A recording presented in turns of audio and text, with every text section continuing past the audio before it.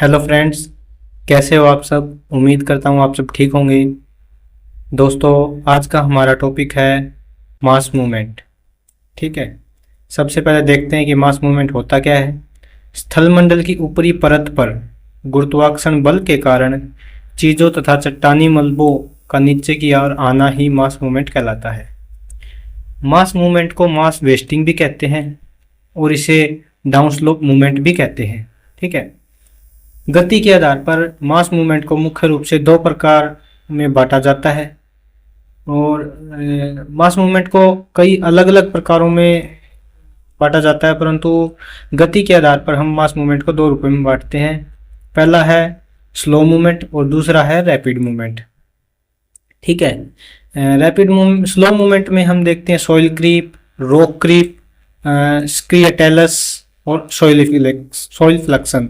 ठीक है दोस्तों, और रैपिड मूवमेंट के अंदर हम देखते हैं earth flow, earth slide, mud flow, landslide. Landslide के कुछ अन्य भाग भी है जैसे rock slide, slumping, rock fall, debris slide. ठीक है, चलो दोस्तों हम देखते हैं इनको एक एक करके।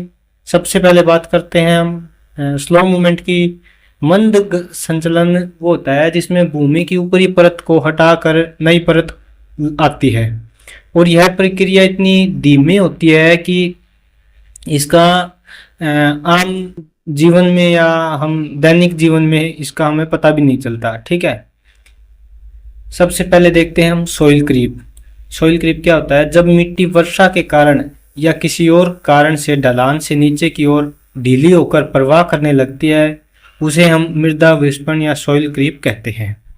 ठीक है, यह प्रक्रिया इतनी मंद होती है कि उस पर खड़े मनुष्य को इसका पता भी नहीं लगता। ठीक है दोस्तों, इसमें क्या होता है कि जैसे ये कोई भाग है, स्थलीय भाग है, और यह अपरदित होके या इस मिट्टी यहाँ से खिसक जाती है तो यहाँ ये ऐसे हो जाता है और जिसके ऊपर जो खंबे या पेड़ है वो टेढ़े हो जाते हैं। तब हमें इसका पता लगता है कि यहाँ पर रैपिड मूवमेंट, सॉइल क्रीप, उसका स्लो मूवमेंट का सॉइल क्रीप हुआ है। ठीक है, शीत जलवायु वाले क्षेत्रों में जल के स्थान पर हिम के पिघलने से मृदा विस्फण होता है। ठीक है, सॉइल क्रीप के कुछ कारण हैं जैसे सैलों का गर्म और ठंडा होना, पाला पड़ना और मृदा का जल भी भीगना व सूखना, बिल में रहने वाले जंतुओं द्वारा भूमि द्वारा अपक्षय करना। ये सब सॉइल क्रीप के कारण हैं कि जिनसे सॉइल क्रीप को बल मिलता है और सॉइल क्रीप ज़्यादा होता है। ठीक है, आगे बात करते हैं रॉक क्रीप की। ये स्लो मूवमेंट का ही दूसरा भाग है, रॉक क्रीप। मिट्टी के नीचे स्थित चट्टान की परतों को आधारशैल कहते हैं। यह आधारशैल समय समय पर टूटते रहते हैं और गुरुत्वाकर्षण बल के कारण नीचे की ओर खिसकते रहते हैं। इसे ही शैल विस्फण कहते हैं। इसमें देखते हैं दोस्तों, जैसे कोई वर्षा हुई, वर्षा होने के बाद में जो ऊपर की परत है वो ऐसी की ऐसी रहती है, परंतु जब इस ऊपरी परत से पानी नीचे वाली परत के अंदर जाता है तो वो वहाँ से टूटने लगती है और खिसकने लगती है, जिसके कारण जो ऊपर वाली परत है वो भी खिसकने लगती है। ठीक है, अगला हम देखते हैं इसमें टेलस या ढाल मलबा भी इसे हम हिंदी में कह सकते हैं। पर्वतों के ढाल पर छोटे छोटे अनेक आकार के शैल खंडों के ढेर जमा हो जाते हैं जो कि शंकु के आकार यानी कि त्रिकोण आकार में होते हैं। ठीक है, इन ढेरों के ढाल का क्षैतिज दिशा में कोण 35 से 37 डिग्री तक बनता है। इसमें देख सकते हैं जो ये इसका कोण होता है, जो ये कोण होता है, ये 35 से 37 डिग्री के आकार में उसमें एंगल में होता है। इन भू-आकृतियों की संरचना फ्रॉस्ट वेदरिंग के वाले इलाकों में होती है। ठीक है, जहाँ पर हम जंगल होते हैं वहाँ पर ये वेदरिंग ज़्यादा होती है। दोस्तों, इसका अगला स्लो मूवमेंट का अगला ही भाग है मृदा स्परण यानी कि सॉइल फ्लक्शन। यह क्रिया शीत ऋतु के उन क्षेत्रों में होती है जहाँ पर प्रचुर मात्रा में हिमपात होता है और ठंड में भूमि पर बर्फ की चादर छा जाती है। गर्मी में हिम चादर से ऊपर की हिम पिघल जाती है और नीचे की जमीन में हिम फंसी रह जाती है, जिससे रिसाव होता है और मिट्टी खिसकने लगती है। यह प्रक्रिया बहुत ही मंद होती है। ठीक है, इसमें क्या होता है कि ऊपर की ये सीढ़ी नुमा आकृति यहाँ पर बना लेती है और नीचे की जो मृदा है वो धीरे धीरे खिसकने लगती है। ठीक है, और इसके कारण ऊपर वाली मृदा भी खिसक जाती है। अब बात करते हैं हम इसके दूसरे पार्ट का, जो कि है रैपिड मूवमेंट। ठीक है, कई कारणों से गुरुत्वाकर्षण बल के कारण चट्टानें व मिट्टी अचानक तीव्र गति से यानी कि तेज गति से खिसकने लगती है, जिससे अत्यंत हानि होती है। इसी तेजी से दोस्तों जो स्लो मूवमेंट होता है उसके अंदर इतनी हानि नहीं देखने को मिलती, परंतु जो रैपिड मूवमेंट होता है उसके अंदर बहुत ज़्यादा जान मान की हानि देखने को मिलती है। इसी तेजी से मिट्टी खिसकने की प्रक्रिया को हम रैपिड मूवमेंट या द्रुत संचलन कहते हैं। इसके कुछ प्रकार है जो कि निम्न है। सबसे पहले है अर्थ फ्लो, मृदा प्रवाह। यह एक ऐसा वृत्त संचलन है जिसमें तीव्र गति की ढाल से पानी में वर्षा लबालब मिट्टी अचानक नीचे की ओर खिसकने लगती है। ठीक है, मृदा प्रवाह में जल व हिमजल का काम करते हैं। इसका जैसे ग्रीस होता है ना, वैसे इसमें जल व हिमजल इसके अंदर कार्य करता है, जो कि ऊपर के मलबे को नीचे लाने में अचानक नीचे लाने में सहायता करता है। इसमें प्रवाह के बाद सीढ़ी नुमा वेदिकाएं बची रह जाती है। ये चापाकार वेदिकाएं कागारों द्वारा घिरी रहती है। ये मृदा प्रवाह बड़ी घटना, आपदा व रेल सड़कों आदि मार्गों में अवरोध बना देती है। जैसे हम पहाड़ों पे जो हमारे रोड होते हैं ना, उसके अंदर कभी कभी क्या होता है कि जो ऊपर से ना एकदम से जो पत्थर है, मलबा है, वो नीचे गिर जाता है और वो उस मार्ग को बंद कर देता है। इसी को हम दोस्तों अर्थ फ्लो कहते हैं। ठीक है, दूसरा है लैंडस्लाइड। चट्टानी भागों का तेज गति के कारण नीचे की ओर आना भूसंकलन कहलाता है। इससे जल व हिमजल की आवश्यकता नहीं होती। दोस्तों इसमें जो अर्थ फ्लो होता है इसके अंदर जल व हिमजल की सहायता होती है, जो कि लुब्रिकेंट का इसके अंदर कार्य करता है। परंतु जो लैंडस्लाइड होती है उसके अंदर जल की आवश्यकता नहीं होती। भूसंकलन में भारी मात्रा में छोटा बड़ा मलबा नीचे की ओर आता है और हानि करता है। लैंडस्लाइड के 4 प्रकार होते हैं। पहला प्रकार है रॉक स्लाइड।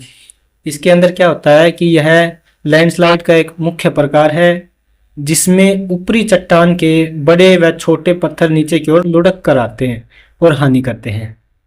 जैसे यहाँ पर कोई मार्ग है और यहाँ पे कोई बड़ी चट्टान है और उससे जो छोटे बड़े कंकड़ पत्थर मलबा आदि है वो फिसल कर नीचे की ओर आता है और बहुत तेज गति से जब ये आता है तो इसे हम रॉक स्लाइड कहते हैं।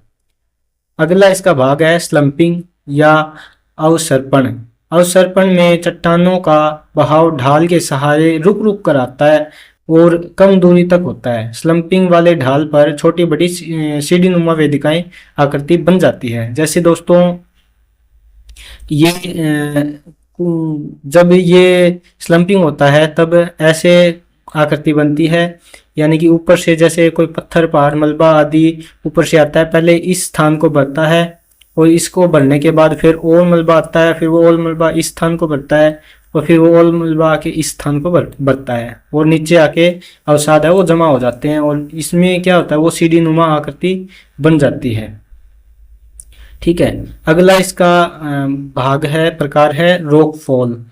रॉकफॉल में क्या होता है कि शैलपात की क्रिया शैल संकलन रॉक स्लाइड से मिलती जुलती ही है। अंतर इतना है कि शैल संकलन में एक जैसे ही लगभग पत्थर होते हैं, परंतु शैलपात में छोटे से छोटे वो लगभग 20 से 25 फीट बड़े या इससे बड़े पत्थर भी हो सकते हैं। पर्वत के क्षेत्रों में यह ज़्यादा देखने को मिलती है। इसमें क्या होता है कि दोस्तों जो इसमें बताया गया है कि रॉक स्लाइड है ना, रॉक स्लाइड में तो क्या होता है कि पत्थर छोटे मोटे पत्थर और बड़े पत्थर वो फिसल कर नीचे आते हैं, और रॉक फॉल में क्या होता है कि अचानक से ऊपर से नीचे की ओर पत्थर आते हैं। जैसे ये कोई पहाड़ी या कुछ पहाड़ है, इसके नीचे घाटी है। और इसमें क्या होता है कि जो रॉक स्लाइड होता है ना, उसमें छोटे बड़े पत्थर नीचे लुढ़क कर आते हैं बहुत तेज गति से। परंतु इसके अंदर है ना, कोई बड़ा पत्थर या छोटा पत्थर या बहुत बड़ा पत्थर भी अचानक से नीचे की ओर गिर जाता है। ठीक है। अगला है मलबा संकलन, डेब्रिस स्लाइड। इस प्रक्रिया में ऊपर से नीचे की तरफ तीव्र गति से मिट्टी का ढेर खिसक कर आता है और नीचे आते ही एक जगह दोबारा एकत्र हो जाता है। और मलबा यदि तेज गति से नीचे की तरफ गिरता है तब उसे मलबा पात यानी कि डेब्रिस फॉल कहते हैं। ज़्यादातर हिमालय की घाटियों में इस तरह की प्रक्रिया को देखा जाता है। इसमें क्या होता है कि जैसे जब किसी पहाड़ी इलाकों में पर्वत के ऊपर से मलबा डेब्रिस स्लाइड यानी कि मलबा जो होता है ना, वो ऊपर से खिसक के अचानक नीचे की तरफ आके जमा हो जाता है। परंतु जब डेब्रिस फॉल होता है उसमें मलबा अचानक ना गिर के किसी तीव्र ढाल वाली चट्टान से ऊपर से नीचे गिरता है। ठीक है। अगला है दोस्तों अर्थ स्लाइड। अर्थ स्लाइड में क्या होता है, इस प्रक्रिया में कोई छोटे या बड़े पत्थर खिसक कर नीचे नहीं आते, बल्कि पूरे के पूरे जो पर्वत जितने विशाल चट्टान नीचे की तरफ खिसक जाते हैं और नीचे खिसकने के बाद बिना टूटे लंबे समय तक वहां टिके रहते हैं। जैसे ये कोई पर्वत है या कोई बड़ी चट्टान है और इसके ऊपर कोई एक और बड़ी चट्टान है दोस्तों, वो कुछ भी हो सकती है, वो ग्लेशियर भी हो सकता है या कुछ और बड़ी चट्टान भी हो सकती है। और वो चट्टान अचानक से नीचे की ओर आके इसी स्थान के ऊपर जमा हो जाए और कई दिनों तक या कई वर्षों तक वो वहीं पर एकत्र यानी जमा रहे। ठीक है, उसे हम भूमि स्परण कहते हैं, अर्थ स्लाइड कहते हैं। अगला है मड फ्लो या पंख प्रवाह।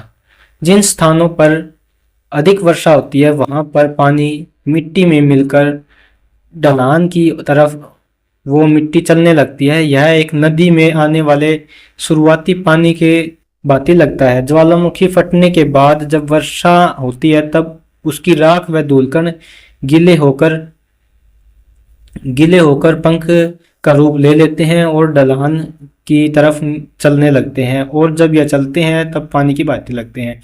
तो जैसे दोस्तों किसी नदी में पानी बहकर आता है, पहला पहला पानी जिसे हम चलते हुए देखते हैं, वैसे ही ये पंख प्रवाह होता है। उसमें लकड़ी मलबा आदि, वो सूखा भी हो सकता है, गीला भी हो सकता है, वो होता है कि उसके अंदर वो क्षैतिज दिशा में भी आगे चलता हुआ दिखाई देता है।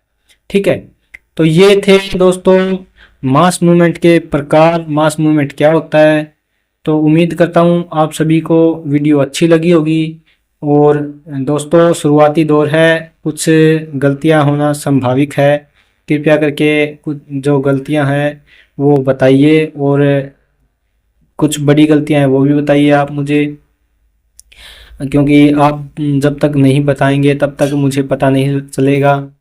और उम्मीद करता हूँ आपको ये वीडियो अच्छी लगी होगी। धन्यवाद दोस्तों, मिलते हैं एक और नई वीडियो के साथ। धन्यवाद।